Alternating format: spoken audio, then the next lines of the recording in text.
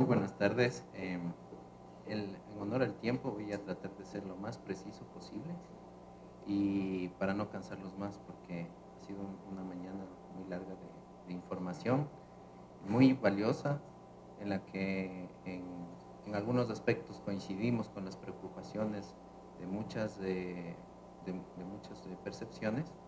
Y en este sentido también quisiera por favor remarcar que esta es una presentación desde el lado técnico. El único que puede dar una posición institucional es el señor ministro del Ambiente. Por lo tanto, me voy a referir únicamente a la parte técnica. Y más que todo, voy a tratar de hacer esta charla bastante atractiva en el sentido de la reflexión. Yo no tengo en este momento la intención de mostrar escenarios apocalípticos, ni escenarios tampoco de que son, digamos, la panacea también los transgénicos. En ese sentido, entonces, me voy a permitir primero mencionar qué es la diversidad biológica.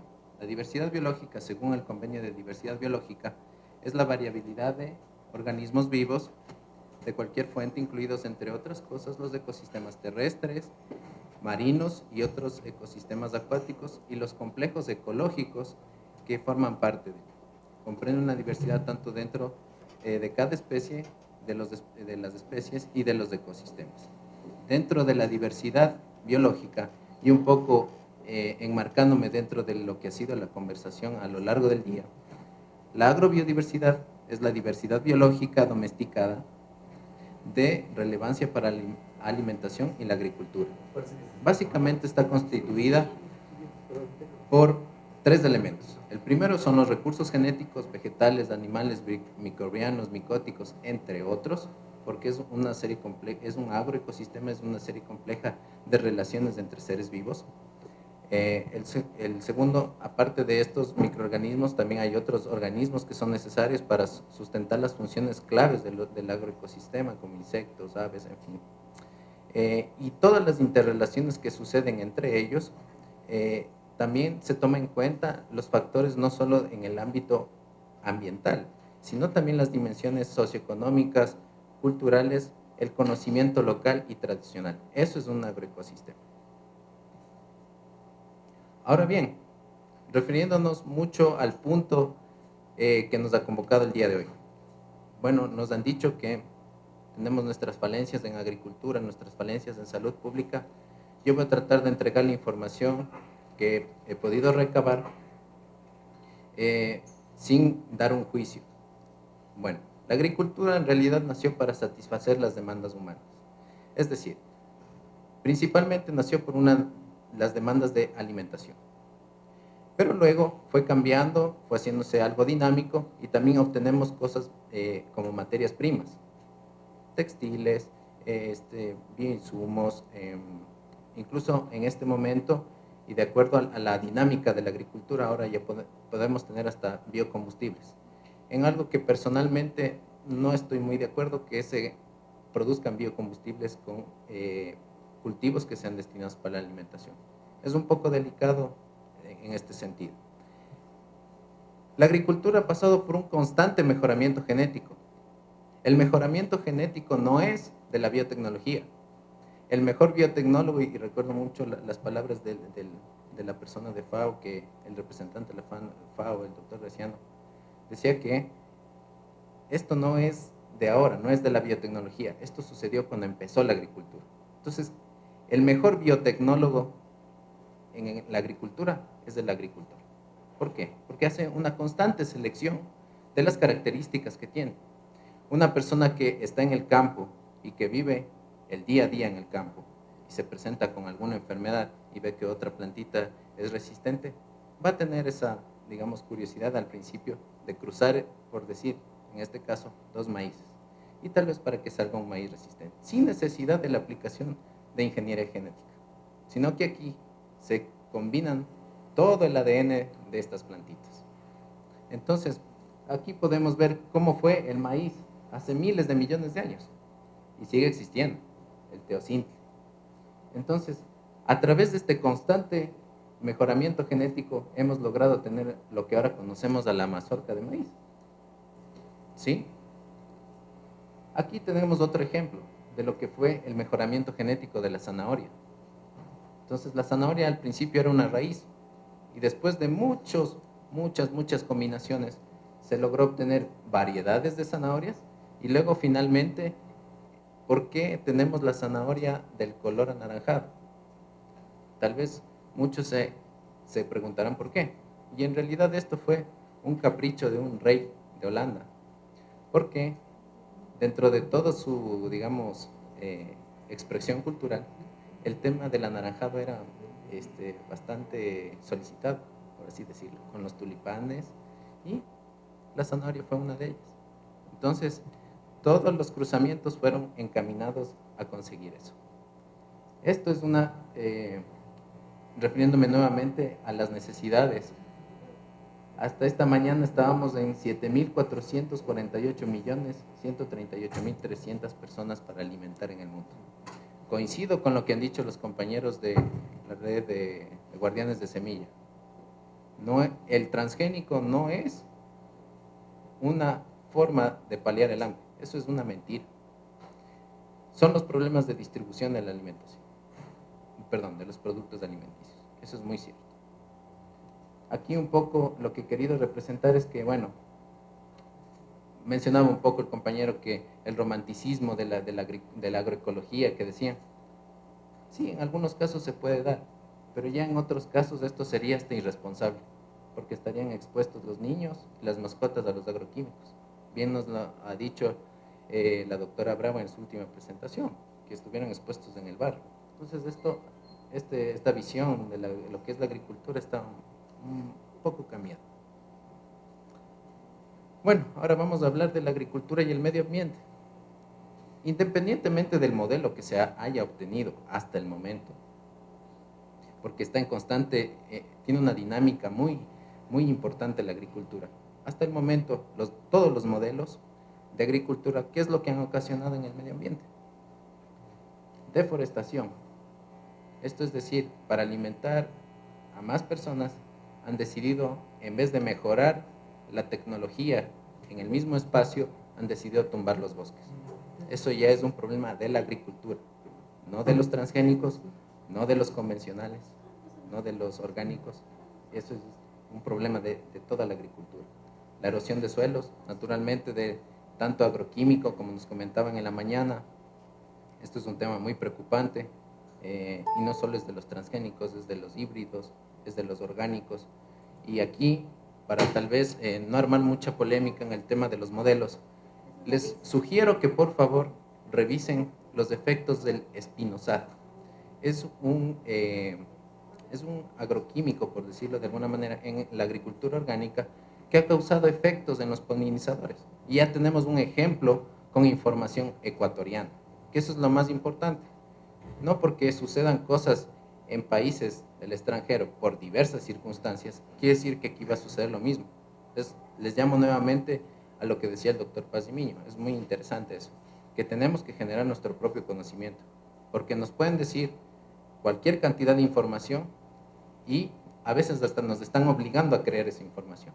Entonces, en Galápagos hay un estudio muy interesante de este espinosato que hicieron en parcelas de agricultura orgánica.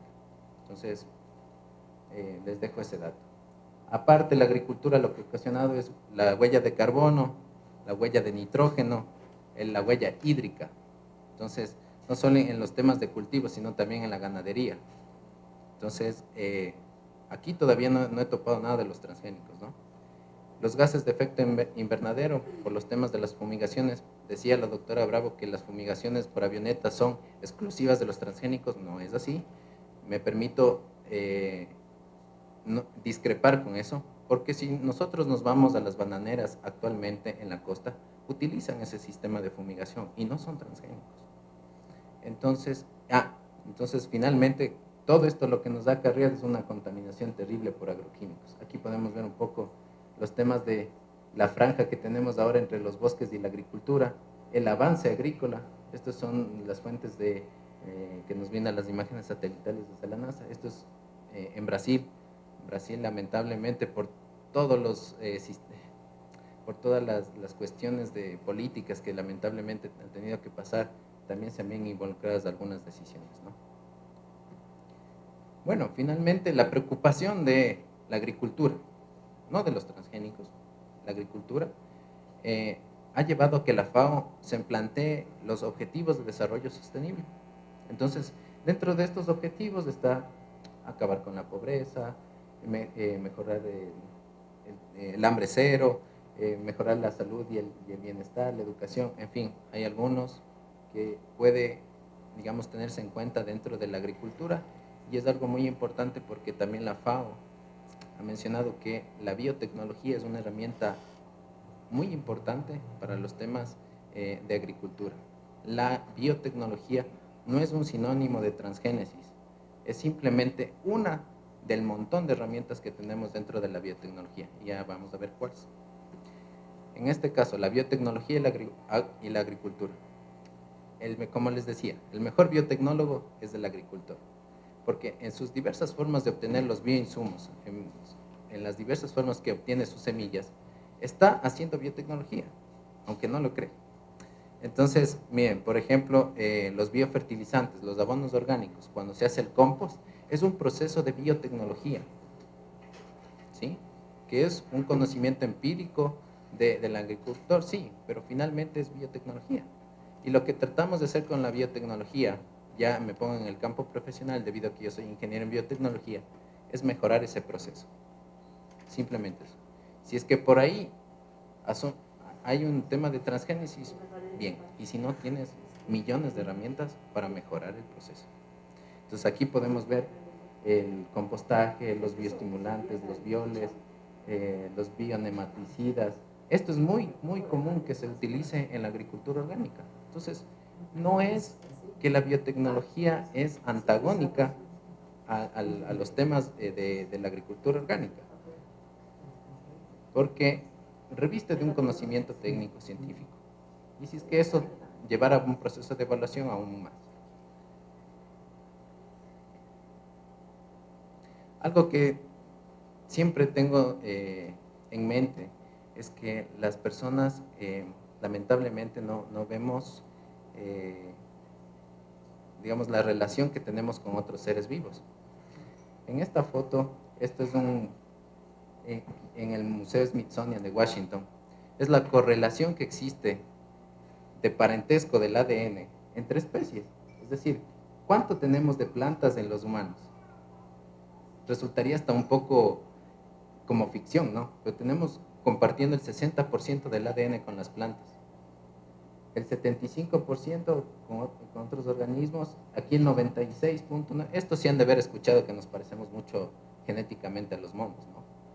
Entonces, de aquí hay una publicación muy interesante que se llama El Árbol de la Vida, y ahí va indicando cómo se desarrollaron todas estas diferencias. Pero básicamente nacimos dentro de un mismo punto. No sé si aquí hay personas que tal vez refuten en la teoría del creacionismo, pero bueno, la cuestión es que hubo una división entre plantas y animales, y de ahí fueron obteniendo las especificaciones o las cosas específicas a medida que iban adaptándose al ambiente. ¿Por qué es importante saber que todos los seres vivos tenemos genes? Porque esa es la base de cómo se construyen los transgénicos. Básicamente, hasta hace 20 años, más o menos, se había planteado que se pueden encontrar genes interesantes, una característica, tan solo una, que puede ayudar a un cultivo. En este caso, todavía había una visión un poco sesgada al tema agrícola, el tema agroindustrial. Esto ventajosamente ha ido cambiando. Hay muchas aplicaciones en tema de ingeniería genética para tratamientos de cáncer. El último que yo estaba leyendo fue un paliativo, un medicamento paliativo para el ébola. Si no se hubiera habido una pandemia terrible con este virus. Entonces fue a partir de ingeniería genética. Básicamente un transgénico es coger un gen, introducirlo en un vehículo como en un carrito, y este carrito llega a la célula de vegetal. Y esto, lamentablemente, al principio como decía el doctor Paz y Miño, era en tándem, era aleatorio, no tenía un orden. Entonces han seguido ya 30 años investigando cuál ha sido, digamos, el comportamiento de estos genes. Ahora, se asocia que un organismo genéticamente modificado es un transgénico. Digamos que ahí está parte de la verdad. Un organismo genéticamente modificado puede ser un cisgénico, un intragénico, y ahora también se puede hacer biología sintética y edición de genomas. Entonces, realmente nos quedó cortita la palabra de transgénico. Y en realidad transgénico era para demostrar que había esta transferencia de genes artificialmente entre una bacteria y una planta y entre un organismo vivo y otro. Pero como nos explicaba el doctor Paz y Miño en el tema del banano, se cogieron 2 bananos, solo que ya no se hizo el proceso normal de hibridización. Entonces se cogió la característica y se la puso directamente en el banano comercial. ¿Sí? Tal vez se ahorró un par de años ahí, sí, pero todo eso hay que analizar, hay que evaluar. Ahora, ¿qué son las plantas genéticamente modificadas y qué no son? Hemos hablado a lo largo de la mañana, bueno, ¿qué son? Técnicamente, como les decía, en mi ámbito de ingeniería en biotecnología, son plantas modificadas a nivel de su ADN mediante la inserción de ADN foráneo, ¿sí? Al momento las transgénicas, sí, así son.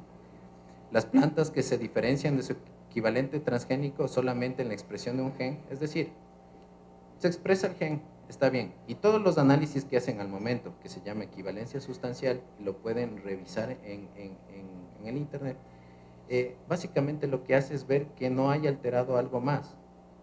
O sea, la equivalencia sustancial, si te dice, si es que se ha producido alguna modificación en algún mineral, en alguna proteína, en algún carbohidrato, simplemente no se aprueba. No me crean a mí en este momento. Por favor, lo que les pido es que vayan a las fuentes, porque yo también puedo tener mi juicio respecto a la tecnología y tal vez brindar una información sesgada. Entonces, ¿son una alternativa? Sí, son una alternativa dentro de las múltiples que puede ofrecerse en agricultura. De hecho, los híbridos están, como les decía, en constante cruce, en constante búsqueda de genes de la agrobiodiversidad. Incluso el INEAP hace eso todos los días. Está buscando del banco de germoplasma alguna característica, yo que se me estoy inventando en este rato, en la papa, que le pueda dar resistencia a la lancha, a la papa comercial. Pero está haciendo, sigue haciendo la hibridación, los cruces, ¿sí? Bueno, ¿qué no son las plantas transgénicas? A nivel biológico no son plantas imperfectas. O sea, no quiere decir que porque hice este procedimiento de ingeniería genética se va a convertir en un animal o algún monstruo como lo pintan en internet en muchos sitios. No sucede eso en la vida real. Nuevamente recalco, ha sido 30 años que ya están en este tema de investigación en la parte agrícola, un poco más en el tema de salud humana, y aquí me preocupa porque solo se ha centrado la discusión en el tema de la agricultura y los productos de la agricultura. ¿Qué pasa con las discusiones de, por ejemplo, hace poco Cuba lanzó comercialmente la vacuna para la hepatitis B? ¿Existió algún debate al respecto? No. ¿Sí? Solo hay estos movimientos antivacunas que ya incluso tuvieron penalización judicial en Canadá porque una pareja decidió no vacunarle de sarampión al hijo y el hijo murió por sarampión. Entonces, ahí pueden ver igual en las páginas de Canadá que básicamente lo que hizo el juez fue sentenciar a los padres por no vacunar, porque prácticamente lo mataron al hijo. Pero bueno, sin salirme mucho del tema, a nivel económico también no es que son plantas perfectas, no quiere decir que incrementa notablemente la producción, eso tampoco es verdad. Simplemente el transgénico o el cisgénico o el intragénico lo que hace es ayudar en una parte de toda la cadena de producción. Si ustedes son agricultores y algunos me van a dar tal vez la razón, no es que solo el transgénico sería de sembrar la semillita y ponerle glifosato y el resto de cosas. No podemos desconocer esas cosas también. Una planta genéticamente modificada tolerante a un herbicida solo le confiere, una planta modificada para resistencia a insectos, solo le da esa resistencia, nada más. Es decir, por ejemplo, lo que pasó en Colombia, y eso lo contaban en la mañana, compraron algodón transgénico. Sí, hicieron todas las evaluaciones de riesgo del sitio de liberación, dijeron esta tecnología sí va a funcionar. Perfecto. Entonces compraron los agricultores. Pero ¿qué sucedió? Vino una inundación. ¿Es culpa del transgénico? Una reflexión ahí. ¿Qué pasa si viene otra enfermedad para la que no fue diseñada el transgénico? Naturalmente, le va a matar a la planta o le va a afectar, porque no fue diseñada para eso. Ahora se están dando muchos eventos, muchas transformaciones en las que se busca resistencia a temas climáticos, porque es algo que ya está afectando mucho al tema agrario. Y aquí también nuevamente se ha vuelto a romper esto del Monsanto y que controla a todo el mundo. ¿Por qué? Porque la soya resistente a sequía fue desarrollada por el INTA de Argentina. El INTA es como el INIAP de Argentina. Entonces ellos sacaron una variedad resistente a sequía, utilizando ingeniería genética y resolviendo un tema únicamente de un sector de ellos de Argentina. ¿Ya? Brasil fue en la misma línea. Un tema de seguridad alimentaria en el Brasil es el frijol. En otras partes del mundo el frijol puede ser apreciado o no. Pero ellos lo hicieron para finalmente las semillas transgénicas de frijol resistente a un virus, liberarlas gratuitamente a sus agricultores. ¿Sí? Lo mismo sucedió en Bangladesh. Hay algunos ejemplos. En Bangladesh se hizo una berenjena transgénica. Y de hecho, el primero que sembró una de esas berenjenas transgénicas fue un pequeño productor. Toda la historia lo pueden ver en internet. Nuevamente, les estoy tratando de entregar la información que he encontrado. Finalmente, digo, no son plantas peligrosas al momento, no se ha demostrado eso, no generan cáncer ni enfermedades. Si en este caso yo digo que no soy especialista en salud, no me voy a meter a dar miedo de que causan cáncer, ni a demostrarlo. Eso es una forma compleja de asumir cosas que realmente no tienen un sustento detrás. En este sentido, hay dos publicaciones recientes y muy importantes, que es de la Academia de Ciencias de Estados Unidos y la Academia de Ciencias de Gran Bretaña, que dicen básicamente, en resumen, que los transgénicos, no, de la bibliografía que han revisado, de toda la bibliografía que han revisado, de toda la que está publicada, incluyendo de los científicos independientes, se hace un metaanálisis y bueno, básicamente lo que dicen es que no existe un impacto, o sea, que no se ha evidenciado un impacto todavía en el ambiente y en la salud, pero sí un impacto en la agricultura, y ahí sí coincido con la doctora Bravo, porque es un mal uso de la tecnología lo que ha sucedido, y de hecho, la agricultura se presta para eso. Entonces, por ejemplo, recordemos hace un par de años atrás sin los transgénicos. ¿Por qué ha ido evolucionando la industria de agroquímicos? ¿Sí? Entonces no es algo de los transgénicos, es algo que ya viene de la revolución verde, el tema de los agroquímicos. Eso presiona a que la plaga mute y se haga resistente. ¿Sí? Entonces no es solo un tema de los transgénicos, es la agricultura. Exacto, exacto. En la actualidad, ¿cómo estamos con los transgénicos? Indicarles que al momento hay 18 millones de agricultores que utilizan la tecnología en 28 países, que, bueno, estos son datos que arroja el ISAA. El ISAA, bueno, es una fuente más o menos fiable de información, porque de eso también hay que cuidarse. ¿De dónde viene la información? Porque detrás de toda organización tiene alguien que le está dando un apoyo económico, toda. Y en este caso, hay un par de empresas ahí que le están financiando. Por eso digo que es un poco fiable. Da algunos resultados, algunos datos interesantes, pero la información, es decir, los datos más del análisis, permite que de alguna manera tengamos una mejor idea de lo que pasa. Nuevamente remarcar aquí, dentro de los 10 primeros se encuentra Brasil, Argentina, Estados Unidos, se encuentra Uruguay, Paraguay, me parece que en el puesto 11º está Bolivia, más acá abajo Colombia. Es decir, De Sudamérica, los únicos que no cultivamos transgénicos somos Ecuador, Venezuela y las Guyanas. Bueno, aquí lamentablemente no se logra apreciar, pero les decía, la ciencia avanza. Y lamentablemente lo que nos decían de la soya resistente a glifosato ya pasó de moda en la agricultura. ¿Por qué? Primero, se liberó la patente. O sea, ya no es exclusiva de Monsanto. Segundo, el glifosato, hace años que se liberó la patente. Digamos un poco, eso aprovecharon los argentinos para impulsar su modelo agroindustrial. ¿Sí? Entonces, nosotros podríamos producir nuestro propio glifosato o ya aprovechar de alguna semilla o hibridarla, si es que fuera el caso. No estoy diciendo que él se la deba hacer. Aquí, estos champiñones en Estados Unidos recién se sometieron a una evaluación. Estos champiñones son editados. ¿Qué quiere decir? Es decir, como una hoja. Hagamos de cuenta de que el ADN es como una hoja de Word donde yo tengo muchas letritas. Entonces, de esas letritas, yo encontré la manera de que no se lea una palabra.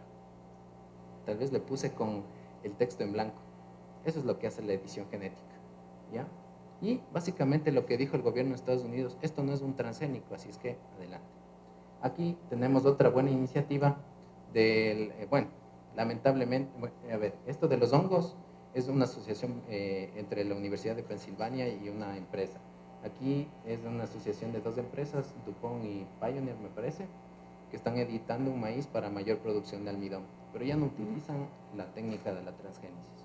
Es decir, ahora el presente y el futuro se está yendo por la edición de genes. Y les quería comentar que ya en Estados Unidos se encuentran liberadas las variedades genéticas de resistencia a sequía. Es un problema que se nos ha venido por los millones de errores que ha tenido la agricultura, pero tenemos que buscar las alternativas para enfrentarlos.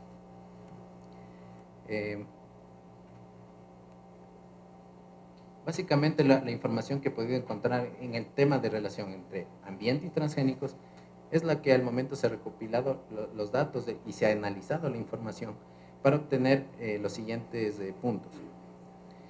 En algunos casos dice que apoya la intensificación sostenible de la agricultura. Bueno, aquí quiero hacer un paréntesis. Recién tuve la oportunidad de estar en Noruega y justamente se discutía cómo la biodiversidad debería incorporarse a la agricultura y cómo puede ser un vehículo mediador de esta incorporación a la biotecnología. Los noruegos realmente tienen una postura bastante en contra de los transgénicos.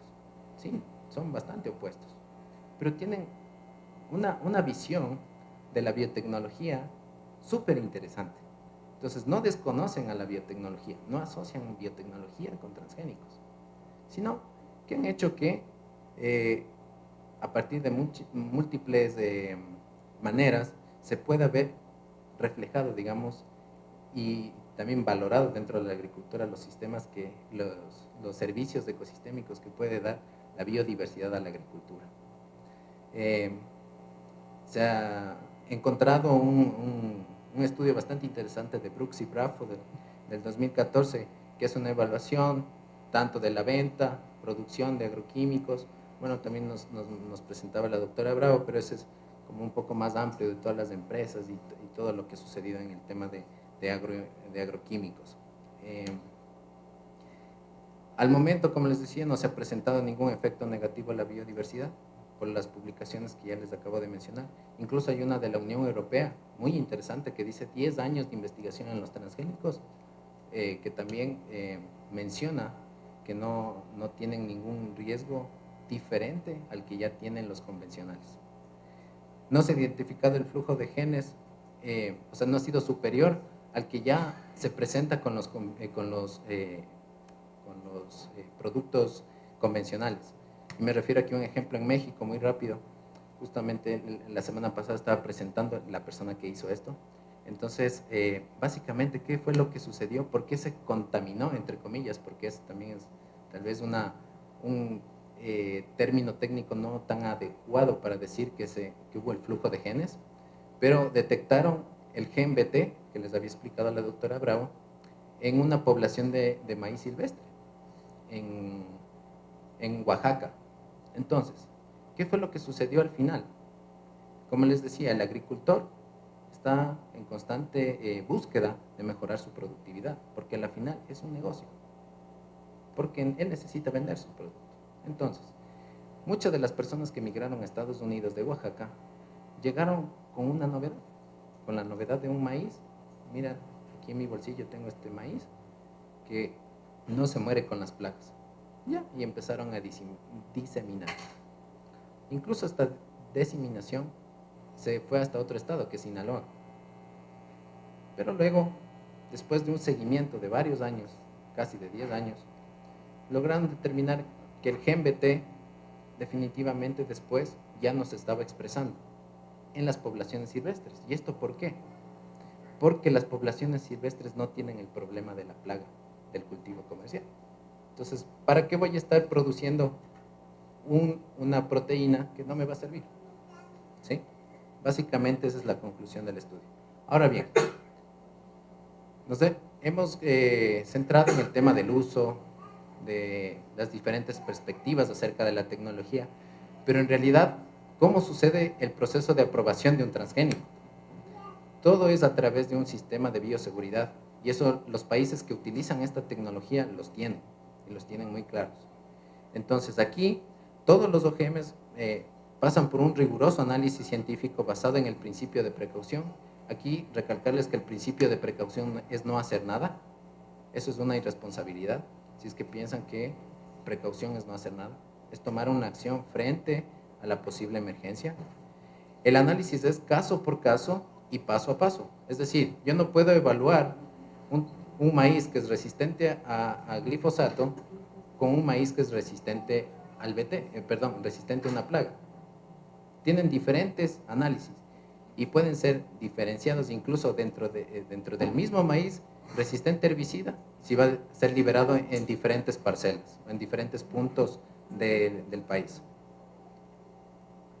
Finalmente, quiero dejar un par de reflexiones adicionales, y es que este tipo de discusiones son muy constructivas, porque podemos ver los diferentes puntos de vista de los actores que nos veríamos involucrados en el tema de el análisis de la tecnología.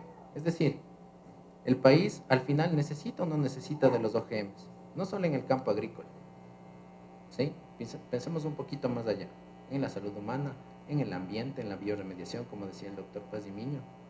¿Pueden llegarnos a ser útiles, sí o no? Pero esto, digamos, hagamos un gran debate con mucha gente que sepa de la temática. Aquí un punto de, ¿son necesarias las prohibiciones o es necesaria la regulación? Y un poco mencionaba, ¿no?, que al mantener un estado de prohibición muy estricto, se pueden generar también mercados negros. Entonces hay que tener cuidado mucho de los sistemas de control y regulación en este sentido. Las decisiones basadas en ciencia por parte del gobierno frenan o fomentan la investigación. Entonces eso hay que también tenerlo muy en cuenta. ¿Cómo y dónde utilizar la tecnología OGM? Si seguimos en el tema de debate, de discusión. ¿Cómo los OGMs? Esta es una pregunta fundamental. ¿Cómo los OGMs pueden ayudar a mejorar las condiciones actuales del agroecuatoriano? ¿Sí? Si es que son necesarios, tenemos que tener algunas digamos, decisiones detrás de eso, y si no, decir no por tal motivo. Como decían al principio, necesitamos tener razones para eso también. Y bueno, finalmente, la ingeniería genética, como les decía, no solo son los transgénicos, son algunos otros ejemplos más. Y eso debería estar muy claro. Si es que ya decidimos utilizar la tecnología, debe ser para resolver problemas en el ámbito nacional. Y aquí finalizo con un ejemplo, el ejemplo de la naranjilla. He tenido tal vez un poco la ventaja de ver cómo hacen el tema de manejo de la naranjilla, y es increíble cuánta cantidad de químicos le ponen. Entonces, ¿qué tal si en algún momento estamos pensando como Ecuador y decir, mira, este cultivo que es de seguridad alimentaria del Ecuador necesita una atención? Y puede ser, no estoy diciendo que es la herramienta mágica la que soluciona todo, y puede ser tal vez la ingeniería genética una de las miles de herramientas para paliar este tipo de problemas. Muchas gracias.